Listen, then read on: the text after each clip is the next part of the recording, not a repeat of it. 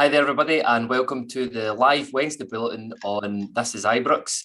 Today, I'm joined by, what will I say about this pair? I suppose I like the Steve Davis and the Scott Arfield of This is Ibrox, and I don't know how they got another one-year extension either, but we've got Andy. How are you doing, Andy? Very well indeed, less of the cheek. and how about yourself, Shug? I would say less of the cheek. I would say you've got the Champions League duo here. That's it. Well, do you know what? Steve Davis made a huge difference yesterday. We'll get into that later on. But today, on today's show, we're going to talk about the tie yesterday versus PSV Eindhoven. Overall, was it a good performance? I think we'll break down the goals. I know Andy did that yesterday in his excellent immediate post-match reaction show yesterday. Talk about the two that we conceded as well, because we've done a bit better on that. Maybe a bit in... And this is something that really gets my gears going, is zonal marking. Talk about the performance of some individuals, talk about the atmosphere, and we'll maybe look ahead at Hibs. But as always, I like doing a wee on this day. And in 2008, Rangers signed, it's all American themed, this one, signed Maurice Edu from Toronto FC for £2.6 million. He had quite a good career at Rangers, 3 titles, 2 League Cups and a Scottish Cup. And in 2011, on the exact same day, we signed Carlos Bocanegra and Alejandro Bedoya from St Etienne and Orbo, respectively. Andy, I'll come to you first. Do you get any thoughts on those guys? Maybe not Bedoya, but I certainly think Mo Edu and Bocanegra were good servants for the club. Definitely. Maurice Edu scored one of the best goals I've ever witnessed within Ibrox Stadium. But I think he was a fantastic player, Edu. I really did rate him. Bocanegra, I liked. He was a club captain, am I right? He was a captain of the club for a very short while. Very short period of time, I believe, yeah. It wasn't the tallest of centre-halves we've ever had, but either was Craig Moore, who's one of the best centre-halves we've ever had. No, definitely rate him. I'm always a big fan of the American connection. We've still got that now, to this day, a wee bit. Yeah, that's it. I mean, that's my next point exactly for yourself, Shug. What's your thoughts on, I don't know, especially I've noticed that a lot on Twitter and a lot of the social media feeds. We seem to be getting a lot of praise from the USA, given that we get 2 internationals, Malik Tillman and James Sands in our team. I mean, are you thinking that's a market that Rangers should be looking to get into? Oh, 100%. It's a market we should definitely be exploiting. I mean, the red, white and blue, it goes hand in hand. So I've also got my team for the World Cup this year since Scotland failed again. So I've got my team to support in the World Cup, and hopefully both Malik and James Sands will be there. Yeah, I think so. I think there might be a few red, white and blue kits at Ibrox round about World Cup time come the winter. But yeah, so we'll crack on straight on into it. We'll talk about the tie v PSV. Obviously finished 2-2. I think a lot of us were maybe hoping for a better result, but in terms of taking a lead over there. But Andy, just sort of overall, how do you think the game went? Are you happy in the end with a 2-2 result, or what's your thoughts on that? I still don't know, Kyle, to be brutally honest with you. I've been back and forth since last night and this morning watching the highlight reels. 2 each in a game where we were both fortunate, unfortunate, sloppy and excellent. It kind of covered it all. They lost us 2 sloppy goals in my opinion. We scored a fantastic goal, one of the best I've seen this season, albeit it's very, very short. Very fortunate with the second goal. Before the game, heading a vice, I would have swore blinds you would need at least a 1, possibly a 2-goal advantage. We don't have that. The tie's level. It's a shootout cup final away from home. Away from home, we've not been too great of late in Europe. Borussia Dortmund aside back in February, March time. That all said, I still think it's doable, but the performance will have to be a lot better than it was last night. But that's not to say last night was terrible, because it wasn't terrible in large parts. It was absolutely fine and excellent in other parts. But sloppy mistakes killed us last night, sadly, and it's left us with a bit of a mountain to climb. And again, that said, it is a definitely climbable mountain. Yeah, I think that's a very fair assessment of it, as I've never heard so many people have different opinions on leaving Ibrox. Just coming down the stairs from the club deck, there was so many differences in what people were saying after the game. But yeah, Shug, we'll start off in the lineup with yourself. We had McLaughlin, Tav, Goldson, Sands, Barisic, Lawrence, Davis, I should say, sorry, Lundstrom, Cholak, Tillman and Kent. Were you surprised about anybody that started that lineup? Did you think that maybe Davis, was that a surprise in him starting, and maybe, well, hindsight's a wonderful thing, but there was lots of calls for Alfie over Cholak if he was fit? Yeah, not at all surprised. I did predict that lineup on Monday night's pod, although Adam had suggested that Sands was suspended, but I always thought it was going to be Sands. As soon as we cleared it up and he wasn't suspended, I always thought Sands was going to come in. It was the lineup I would have selected. I think we needed Stephen Davis in there to open it up, as he did. And his passing ability and his experience, I thought he was really good. So, I was happy with that 11, and I think it's still too soon for Alfie to be starting games. So, I think, I was definitely happy when I seen the lineup come through. Yeah, 100%. Again, I think round about me, everybody was I think pleasantly surprised that Gio actually had the balls to put Stephen Davis in there. Because he ran the show at times last night. When you were talking about, Andy, all the good things, I think they largely came through him. Look, the first action point I think we'll come on to, it was unfortunately the goal for PSV in 36 minutes. I felt at this point it came against the run of play. I thought we were, maybe after the first sort of 15 minutes, dominating after that. The ball comes in from a corner. It's an attempted clearance from Goldson, sort of hits off the back of the PSV player. He pokes it out and it finds, is it Singari? And having watched it back, I actually felt he sort of sclaffed at this a wee bit. And I thought at the end, maybe they were quite fortunate to score that goal, Andy. Definitely fortunate. That's a word to describe it. He kind of sclaffed at it. It came through a sea of bodies. McLaughlin completely wrong-footed.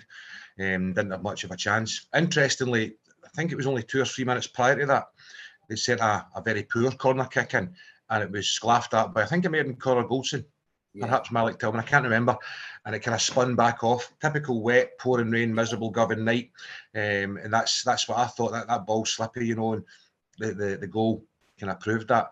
In essence, I don't think it was massively against the run of play, but I don't think they deserved it either, if you know what I mean. But that just adds to the whole confusion around everybody's feelings towards the game. It was a gutting one to lose, because 5 or 10 minutes prior to that, we had a really, really good spell. 8, 9, 10 minutes of good pressure, good passing, very fast movement. Ryan Kent involved quite a lot in that as well. And it was just very, very Rangers-like to have that possession, have that penetration, which we all want. We've all said we need lately, not to make it count and then lose the sloppiest of sloppy goals. But it wasn't too long until we got back on track. Yeah, I'll stick with you, Andy, on that goal. Like, I don't want to pick on anybody in particular like that, but do you think that Goldson could have done a bit better there? Because I've seen a lot of criticism levelled at him today for his role in both goals. For me, I'm not too sure. I think he sees it so late because it comes through a sort of raft of bodies, and it's instinctive that he sticks his head onto it. I mean, for you, do you think he should be doing better in that moment? I'm going to give him the benefit of the doubt. I've watched it back as well, Kyle, and I think he's seen it very, very late. Between driving rain and things like that, I'm not going to be too critical of him. Perhaps more so the second goal, I think. But I'm not going to be too critical of him in the first goal. Of course, you're wanting your centre half to deal with that ball. That's a meeting thing ball for a centre half to go and deal with. Your ball winner will get on his own defensive marker at set pieces very shortly. But you're expecting him to do a wee bit better. But no, I'm not going to be too critical of him on that. I think he's seen it very late and it came through a sea of bodies. Yeah, I think that's entirely fair as well. Shug, the next point, I'm sure you'll enjoy talking about this one. On 39 minutes, Rangers respond almost immediately with such a great goal. I think it's been one of the best sort of well-worked goals that I've seen in a while at Ibrox. The ball picked up by Tav.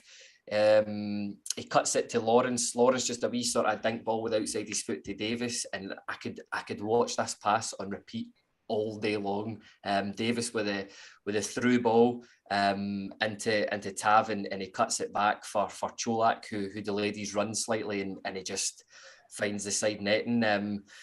Were you impressed at how quickly Rangers reacted at this point, Shug, and how good was that for a finish? Yeah, no, it was a phenomenal goal. I think on another, when we're talking about new players coming in and things like that, I think it shows the Davis Tavernier link up how key the familiarity is, because Davis knows Tav's making that run. So I think it's maybe something we've lacked a little bit in the left side lately with so many different players with Kid being out, coming in and out. But yeah, no, it was brilliant. It was a brilliant pick out by Davis. Tav makes a perfect run and Cholak's finish is spot on. And I think we thoroughly deserved to be back in the tie. I think we deserved it. And yeah, can watch that goal time and again. Hopefully it means something by the end of next Wednesday night. That's it. Just I'll start with you, Shug, as well. What did you think about Davis in this goal in particular? He was brilliant last night, I thought, again, in terms of just keeping things ticking over and making passes. I don't know if we've got another player in our team that can find a pass like that at the moment, Shug. No, we've not got anyone else. I think he's going to be, going to use the old football terminology, as a Rolls Royce at a player.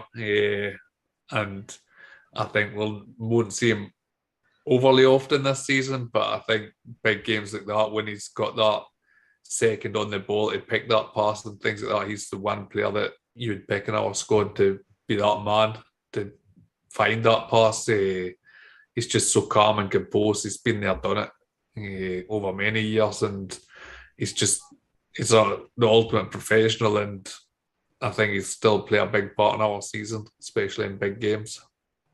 Yeah, I totally agree with you. Gio's no mug.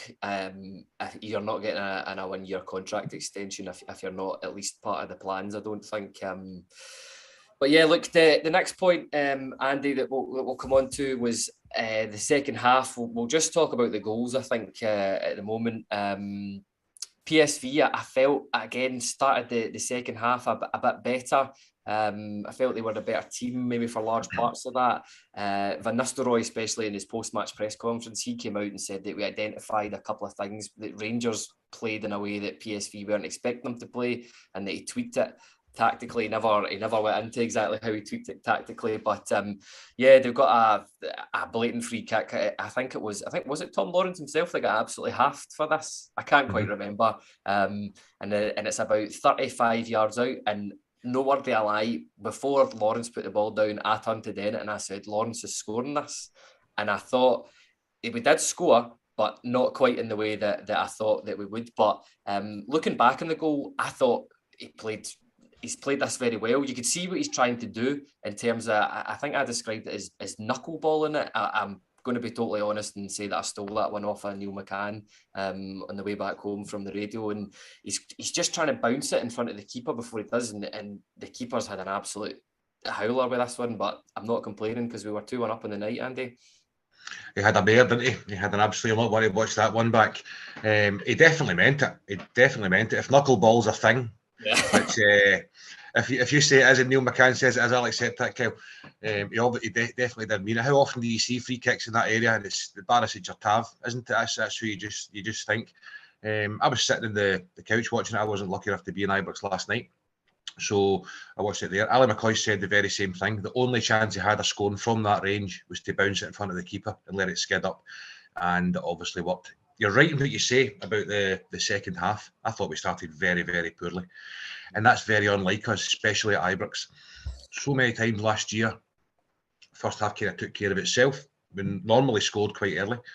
And then if things weren't going right, Van Bronckhorst was fantastic at tweaking ever so slightly these things.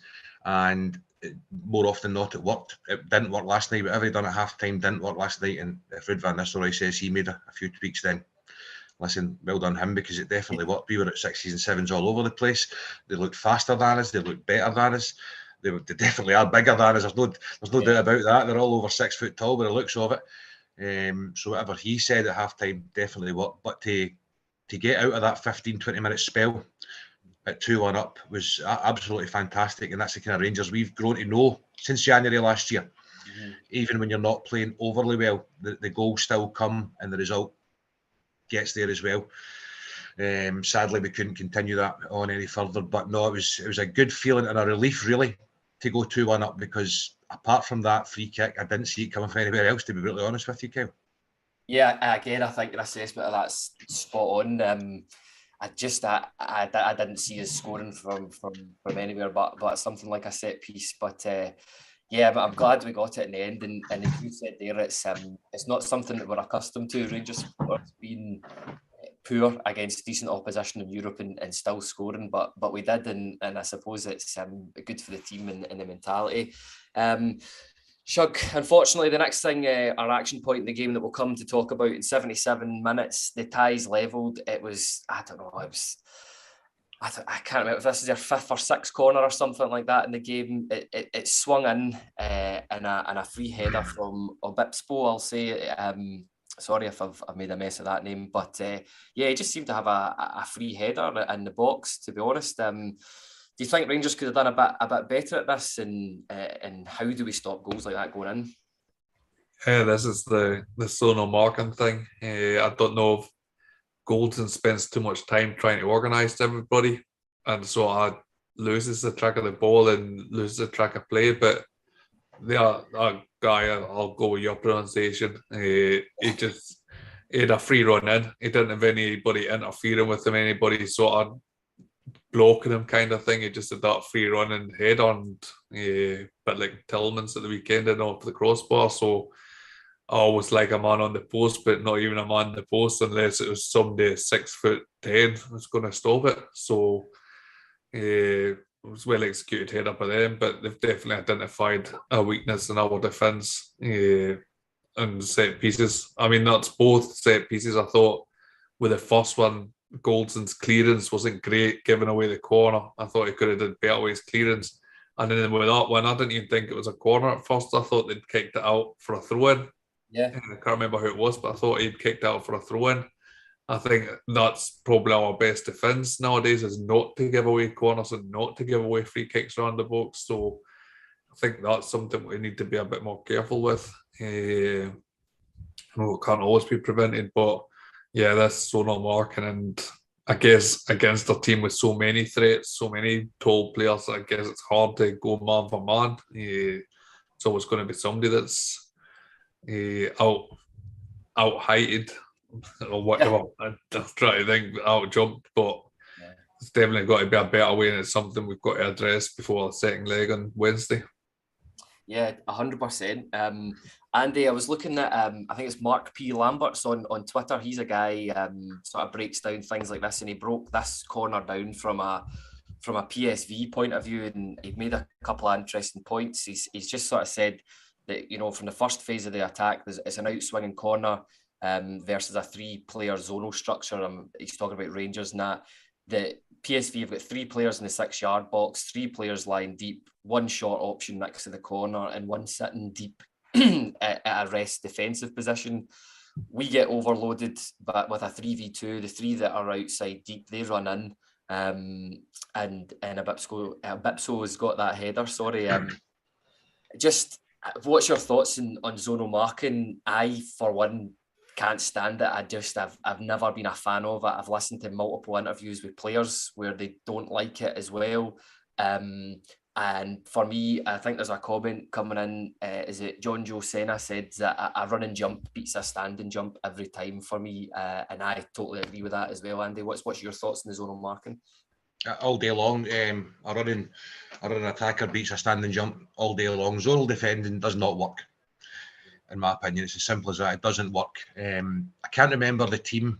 It was, something's telling me it was Jose Mourinho's Chelsea team back 2003 and 4 when he built the first kind of Chelsea team with the Russians' money.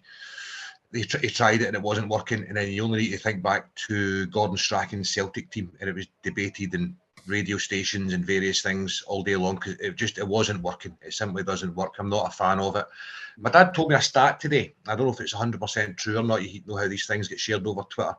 That up until last night, PSV Eindhoven had scored 19 goals this season, 12 of which have been headers, and 9 of the 12 had been from set pieces. So my dad said to me, he said, you've got to think Van Bronckhorst would have done his homework better. I think he probably did. but I just think it was mistakes on the night. Zonal defending will never work against a team of 6'2" big boys running at you. It just won't work. It's as simple as that. I'm a great believer, and it's probably old-fashioned now. Me and Shug will probably know this more than you, Kyle, but I'm a great believer in everybody picks up a man and there's one man spare to go and win the ball, wherever it is. It's as simple as that. Very Marvin Andrews, like, if you like. Just go and win the ball and head it clear. It is old-fashioned. I know that. I understand that. But it beats zonal marking hands down for me. It just doesn't work. And if that's the way we're going to go, not only in Europe this year, I worry for other games as well, because it's just no for me. Mark the man, one in each post, and let somebody go and win the ball. It really is as simple as that. If only football was that easy, though, eh? Yeah, that's it exactly. But I think I said something similar to that earlier on, whereas just get the ball as far away from the goal when a corner comes in and have a post. That's it. Sounds so simple. It might be a bit Sunday league, but if the ball's not anywhere near the goals, then the chances are it's not going to go in. So but look, it's something that hopefully we address for the second leg coming up. Before we get into that though, Shug, I'd quite like to talk about the atmosphere last night, and just how amazing it was. As I mentioned, I was running a wee bit late from work, so I was arrived into the stadium about 10 minutes before the game, and I don't think it's until you're actually outside Ibrox you don't realise how loud it is and how noisy it is. It was just outstanding from the supporters again last night, wasn't it, Shug? Yeah, we've got a reputation now. It gets picked up everywhere about how good our fans are on European nights. There's no better place to be. Champions League, I know it's a UEFA rule that the music gets played for the playoff game, but that's not our choice. But it was great to see Champions League banners and things like that back at Ibrox, and hopefully we'll have some more games this season with it.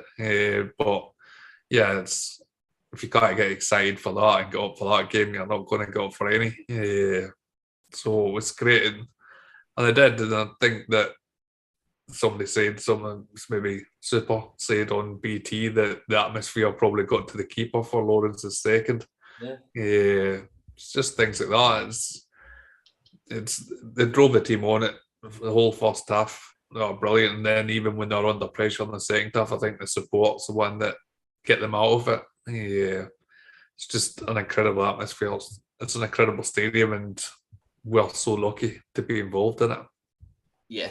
I'd echo those thoughts exactly as well. I think fair play to Van Nistelrooy. He's been very complimentary in the pre-match and in the post-match about the atmosphere, and said it was something that he talked to his players about. So obviously that'll be missing from the away tie next week, but hopefully we can go over there and do it. Look, before we get into that though, Andy, there's just maybe a couple of players I'd just like to ask you about before we go there. Number one, your thoughts on Malik Tillman last night? Thought he was a bit in and out of the game, and there was perhaps an opportunity where he should have passed to Kent. Did you think he had a good game last night? Yes and no, to go exactly along with my feelings on every aspect of the game last night. Yes, I think he was okay. He perhaps could have squared it a couple of times or sent Kent through one time, I remember. He had a couple of shots that he perhaps could have played somebody else in. He perhaps wasn't as effective as we've seen him in league games, but that's to be expected against better opposition. I forget his name, the centre, the midfielder he was up against. He had the kind of measure of him, if you like. He broke free a couple of times. I thought he was good, but you can see that he's raw, is my opinion on that. But he's only going to get better. I'd like to see a wee bit more from him in the second leg if I'm being super sceptical of him, but I thought he was all right, but that's about it. Yeah, and I'll slip you, Andy, this one. The next player I'd like to talk about, Ryan Kent. How do you feel he was last night? He started off, I made some notes during the game last night for last night's pod. The first 10-15 minutes, he'd get the ball down a couple of times, looked as if he had the measure of their full-back. That kind of faded away ever so slightly as the second half wore on, I thought.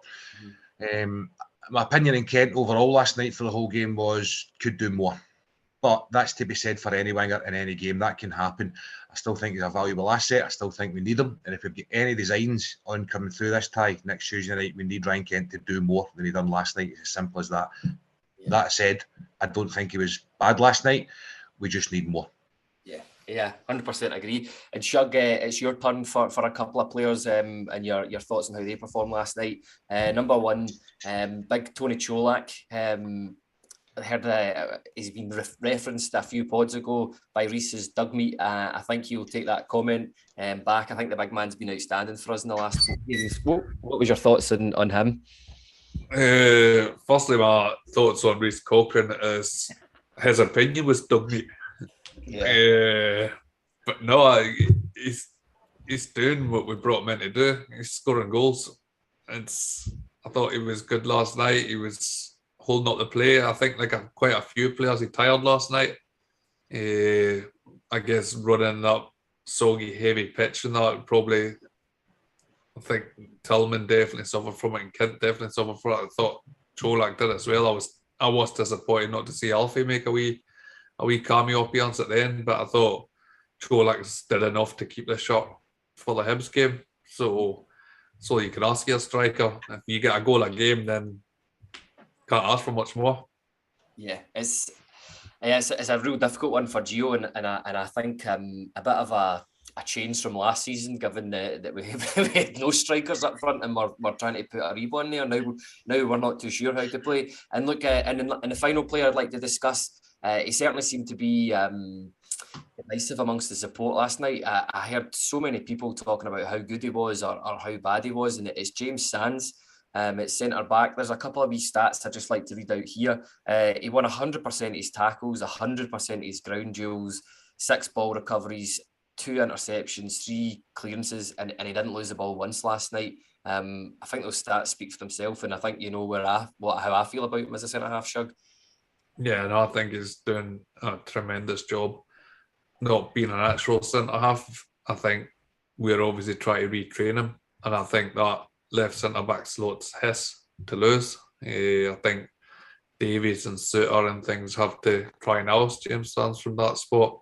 I think he's did well. I think he's got a good understanding, good relationship with Goldson, backing one another up.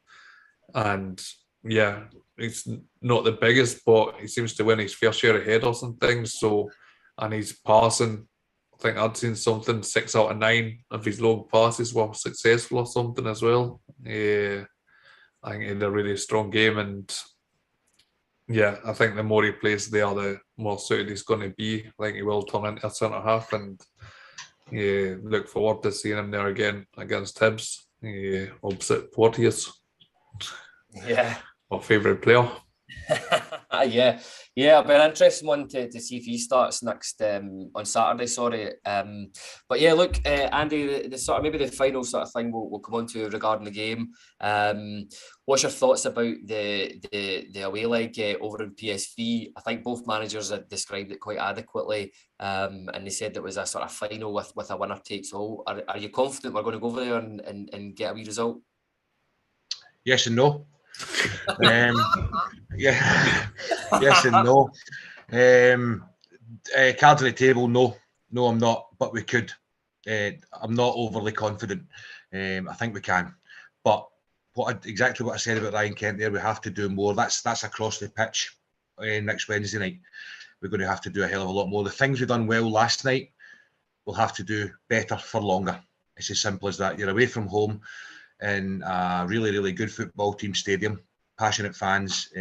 We've used that to our advantage countless times since January, and we're going to have to get that out of our head and go and put, I think, possibly somewhere not too shy of a Borussia Dortmund away performance to try and get through this tie. That's a massive ask. That's a huge ask. Last night, I think last year's Europa League run team would have took care of last night quite easily, and I think we've signed a good bit of quality. Excuse me, since then. So to go there at 2 each is slightly disappointing, and it will be extremely, extremely hard. But yes, it's doable. I'll fluctuate between now and next Wednesday, whether we do it or not. As it stands at the moment, no, I'm not overly confident, but yes, it is doable. But we have to be a lot better for a lot longer than we were last night. It's as simple as that, Kyle. Yeah. And Shug, do you feel the same way as Andy about our chances over in Eindhoven? Yes and no.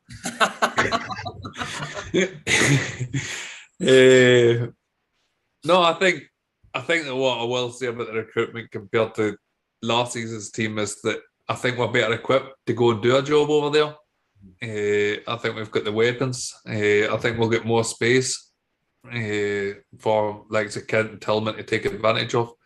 I think we've got the players. We just need to. I mean, if them stats about them scoring most of the goals from set pieces, open play, we've hopefully got the players that can defend that, and if we can keep solid at the back, then I think kind of like we did in the past, hitting teams in the counter attack, even under Gerrard and things like that, breaking up the field and things like that. I think there's goals to be scored. I think Adamant said on Monday that before last night's game they'd scored 18 and conceded 9 in their 5 games or something like that. So they concede goals. Yeah. So I think we've got players that we can go across there and we can get goals. I don't expect us to come back with 0 in the scoreline. It's just how many they can get. So yes and no. Yeah. Yeah, no, I think that's a fair reflection, but I think it just shows you how times have changed for Rangers in the last 2 years. That the fact that we're quite disappointed about a 2-2 draw, at home, and we're still very much in the tie going away over to Eindhoven. But I think putting it into a bit of context, they're a very, very good team. Especially even in that Europa League run that we had last year, I think they're up there. They've got guys that. Gatko that's linked with Man United for like 40-50 million, and if you remember, the reaction to all the Rangers supporters when we were linked with Xavi Simons from PSG, they bought him and he's sitting on their bench and he never even made an appearance last night. So I thought we did well last night, and I don't know, I'm the opposite to you, Andy. Something's telling me I think we're going to do it. I think there's just too much of a wee Dutch connection at our club at the moment. I think we'll have the inside scoop, and I think there's going to be somebody that we don't expect to start playing next week, whether it be like Morelos up front or Matondo or something like that, who just... I'm as you've said, I'm hoping for a Dortmund or a Lyon away type performance to get into the Champions League proper. But look, listen, there's only one last thing to talk about in the pod. I'll come to you on this, Andy. James Tavernier, captain of the club, signed a new deal. I was going to say a new 2-year deal, but I've no idea how long. Nobody knows how long it is, but it's just that the club website said it's well into his 30s as a Rangers, and Tav said, I just want to spend more years here and have that security. It's such a great place to play football, and I can't wait to see what the coming years brings for Rangers. Deserved of a contract extension, Andy? Definitely, most definitely. You can't captain the club to a Europa League final, and not only that, in the manner which he did that, coming out as Europa League top goal scorer. He was player of the week almost. Not player, he was in the team of the week almost every single Europa League week since January last year. Captain is to 55. Yes, it's a no-brainer. £200,000 we paid for him. Yeah. Not one moment at that time did anybody think we'd be talking about him in a Europa League final or at this level of being a Rangers legend, which is used far too loosely these days. He's definitely heading his way that way, in my opinion. Very happy to see him sign. The one thing I will say about it is, just follow up tomorrow, we're getting Kent Morelos to sign the same. That's it. And Shug, your thoughts on Tav being offered a new contract extension? You happy that it looks like he'll be getting his testimonial at Rangers? Yeah, it's been a long time. I think it was Ian Ferguson was the last testimonial that we had. I'm guessing that's before your time, Kyle, but that was a nice testimonial, so it's great. It shows the loyalty that he's got to the club. Best right back in my lifetime, without doubt. And I'm excited. He keeps producing numbers, and I think he's a great captain, and it's well deserved. Yeah, again, I echo both your thoughts 100% on that. I'm glad he's got a contract extension. He's been a great player for Rangers. Look, I think that just about wraps it up. Just want to say thanks to both Andy and Shug. That was good to talk about that game, especially you doing it twice, Andy. But you think I'd have got off the fence by now, don't you? yeah, but yeah, I know. You're honest about it. That's the thing. That's how everybody felt leaving there last night. People are like going, it is a good result, but you're entitled to be disappointed about it, if you know what I mean. So I think that's fair enough. Look, I think it's just to wrap it up, just to remind everybody, we've got shows coming out on Friday at 7:00. I think that's Craig that'll be hosting that one. There'll be an immediate post-match reaction after Hibs.